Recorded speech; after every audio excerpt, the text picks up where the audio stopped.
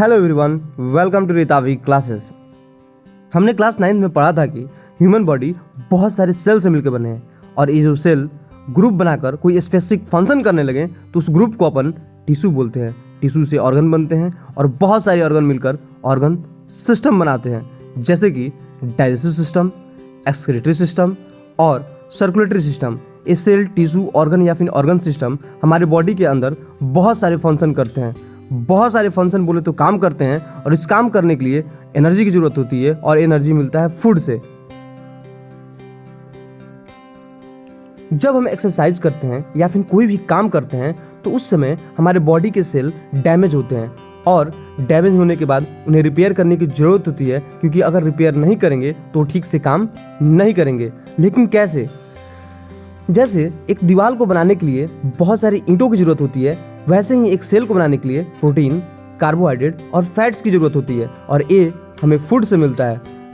जब कभी भी हम खाना खाते हैं तो खाना में हमें प्रोटीन, कार्बोहाइड्रेट और फैट मिलता है और यही प्रोटीन, कार्बोहाइड्रेट, फैट हमारे डैमेज सेल को रिपेयर करते हैं,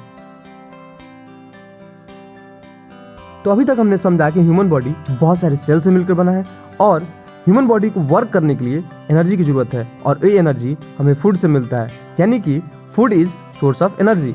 जब कभी भी हम खाना खाते हैं तो उस समय हम फूड को अपने बॉडी के अंदर ले आते हैं, यानी कि सोर्स ऑफ एनर्जी को अपने बॉडी के अंदर ले आते हैं और सोर्स ऑफ एनर्जी को बॉडी के अंदर ले जाने को ही हम लोग न्यूट्रिशन कहते हैं।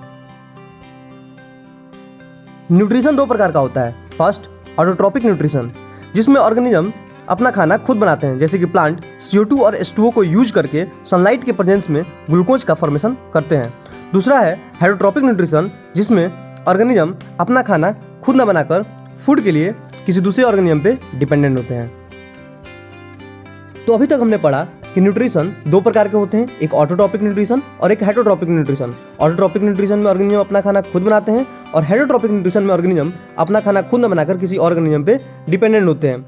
हेटरोट्रॉपिक न्यूट्रिशन को भी फर्दर 3 कैटेगरी में बांटे हैं, सेप्रोट्रॉपिक, पैरासाइटिक और होलोजोइक न्यूट्रिशन।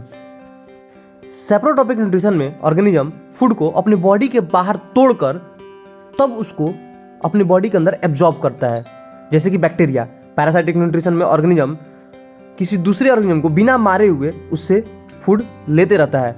और तीसरा है होलोजोइक न्यूट्रिशन, जिसके अंदर ऑर्गेनिज्म फूड को अपने बॉडी के अंदर ले जाकर तोड़ता है।